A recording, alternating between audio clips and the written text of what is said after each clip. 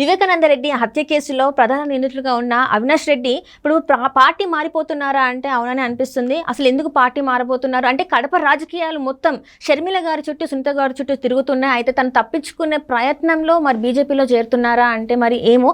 ఈ అంశాన్ని మనకు వివరించడానికి మనతో పాటు ఉన్నారు ప్రముఖ సీనియర్ జర్నలిస్ట్ సిఎస్ రావు గారు. నమస్కారం. నమస్తే సిరి. సార్, ఇప్పుడు చూస్తే వివేకానంద రెడ్డి హత్య కేసులో ప్రధాన నిందితులుగా ఉన్న అవినాష్ రెడ్డి పార్టీ మారబోతున్నారా అంటే మరి మీరు ఏం చెప్తారు సార్? ఒకటేంటంటే వివేకానంద రెడ్డి హత్య కేసులో ప్రధానమైన నిందితుడిగా అవినాష్ రెడ్డి ఉన్నాడు. అవినాష్ రెడ్డి అనేక రకాలుగా ఈ కేసుని ఫేస్ చేయాల్సినటువంటి పరిస్థితి ఇప్పుడు కనిపిస్తూ ఉంది. సిబిఐకి సంబంధించినటువంటి కేసు ఒక కొలిక్కి వచ్చింది. సిబిఐ ఛార్జ్షీట్లో ప్రధాన నిందితులుగా, సూత్రధారులుగా అవినాష్ రెడ్డిని, అలాగే ఆయన తండ్రి భాస్కర్ రెడ్డిని ఛార్జ్షీట్లో పొందుపరిచారు, నేమ్స్ పొందుపరిచారు. సో ఇలాంటి పరిస్థితుల్లో ఆయన జైలుకి వెళ్ళాలి అనేది సునీతారెడ్డి చెప్తున్నారు. డాక్టర్ సునీతారెడ్డి ఇటీవల కాలంలో ఢిల్లీ వెళ్ళి చాలా క్లియర్గా ఈ వివేకానంద రెడ్డి మర్డర్ కేసు, దాని పరిణామాలు, అవినాష్ రెడ్డి ఏ విధంగా తప్పించుకొని తిరుగుతున్నారు, అవినాష్ రెడ్డి జగన్మోహన్ రెడ్డి పరోక్షంగా ఏ విధంగా సపోర్ట్ చేస్తున్నాడు అనేది చాలా క్లియర్గా సునీతారెడ్డి చెప్పడం జరిగింది. ఇలాంటి పరిస్థితుల్లో ఇప్పటి వరకు కూడా బీజేపీనే కాపాడుతూ వచ్చింది అనేది సునీతారెడ్డి చెప్పారు. బీజేపీకి సంబంధించి పెద్దలే కాపాడుతూ వచ్చారు అని. అందుకే బీజేపీకి సంబంధించి పెద్దలతోటే కలవడానికి నేను వచ్చాను, న్యాయం చేయమని చెప్పి అడగడానికి వచ్చానని చెప్పి ఆవిడ చెప్పడం కూడా జరిగింది. ఇలాంటి పరిస్థితుల్లో బీజేపీ సపోర్ట్ లేకపోతే ఏమవుతుంది? జైలుకి వెళ్ళాల్సి వస్తుంది. జైలుకి వెళ్ళాల్సినటువంటి పరిస్థితుల్లో ఇప్పుడు మళ్ళా ఎంపీగా పోటీ చేసి గెలిచేటువంటి పరిస్థితి ఉందా అంటే ఉండదు సాధారణంగా. సో కాబట్టి ఇప్పుడు ఆయన సేఫ్ సైడ్గా బయటపడాలి. సేఫ్ సైడ్గా బయటపడాలంటే ఒకే ఒక పార్టీ ఉంది, ఆ పార్టీ బీజేపీ. సో ఎందుకంటే అవినాష్ రెడ్డి ఏ విధంగా అయితే ఆలోచిస్తున్నాడో గతంలో కూడా ఆదినారాయణ రెడ్డి అదేగా ఆలోచించారు, సుజనా చౌదరి అనేటువంటి లీడర్ అదే ఆలోచించారు.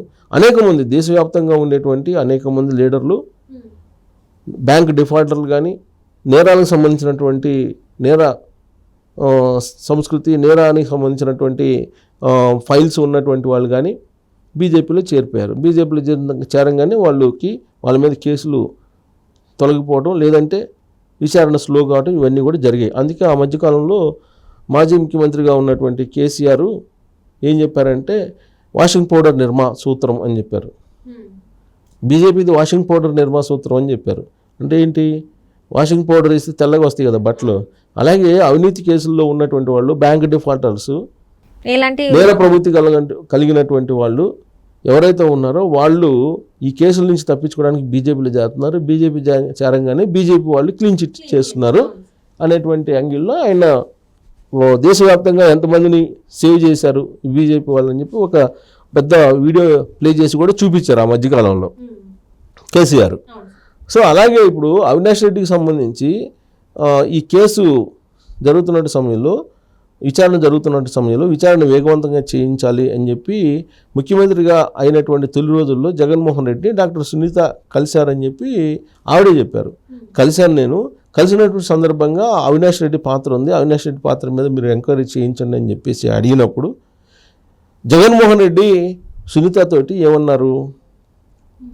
మీరు ఇట్లా అంటే ఒత్తిడి తీసుకొస్తే కనుక అవినాష్ రెడ్డి బీజేపీలోకి వెళ్తాడు, వైఎస్ఆర్ కాంగ్రెస్లో ఉండడు, కాబట్టి మీ విచారణని వేగవంతంగా చేయించలేను అని చెప్పారు అని చెప్పి సునీతారెడ్డి చెప్పారు.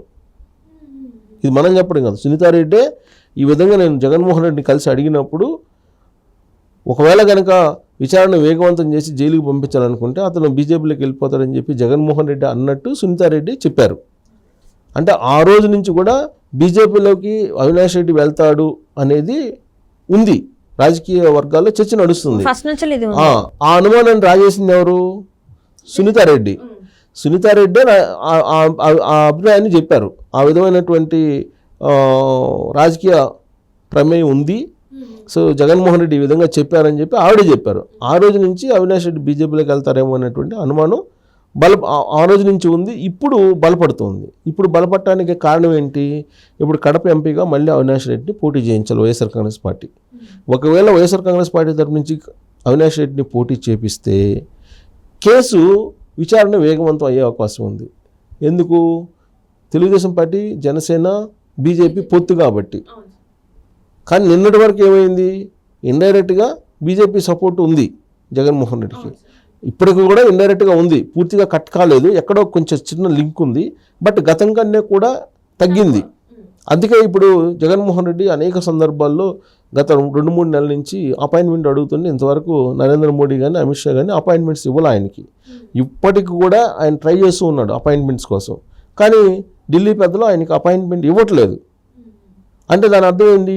ఇప్పటివరకు ఉన్నటువంటి తెర వెనుక వ్యవహారాలు, తెర వెనుక ఒప్పందాలు, తెర వెనుక రహస్యాలు, తెర వెనుక సంబంధించినటువంటి రాజకీయాలకి దాదాపుగా క్లోజ్ అయినాయి, దాదాపుగా బంద్ అయినాయి. సో ఇలాంటి పరిస్థితుల్లో అవినాష్ రెడ్డి మీద విచారణ అనేది వేగవంతం చేయటం అనేది సర్వసాధారణంగా జరుగుతుంది. ఇప్పటివరకు ఏంటి? జగన్మోహన్ రెడ్డి పోయి కలుస్తున్నారు ఎప్పటికప్పుడు, ఈయనేదో ఆఫర్లు చేస్తున్నారు, వాళ్ళేదో ఒప్పుకుంటున్నారు.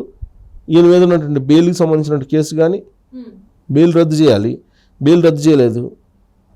అలాగే అవినాష్ రెడ్డిని అరెస్ట్ చేయాలి, అవినాష్ రెడ్డిని అరెస్ట్ చేయలేదు వివేకానంద రెడ్డి మర్డర్ కేసులో. కాబట్టి బీజేపీ యొక్క పెద్దల అండతోటి సాగిస్తూ వచ్చారు వ్యవహారాన్ని. కానీ ఇప్పుడు అలాంటి పరిస్థితి లేదు. అలాంటి పరిస్థితి లేదు కాబట్టి ఇప్పుడు ఏం జరగబోతుంది? విచారణ వేగవంతం చేసి ఒకవేళ అవినాష్ రెడ్డి అరెస్ట్ చేసేటువంటి ఛాన్సెస్ ఉన్నాయా అని అంటే, ఇప్పుడు బీజేపీ వాళ్ళు గ్రీన్ సిగ్నల్ ఇస్తే బీజేపీ పెద్దలు ఖచ్చితంగా జైలుకి వెళ్ళే అవకాశం ఉంది. అప్పుడు డిస్క్వాలిఫై అయ్యే అవకాశం ఉంది ఒకవేళ ఈయన ఎంపీగా పోటీ గెలిచినా కానీ.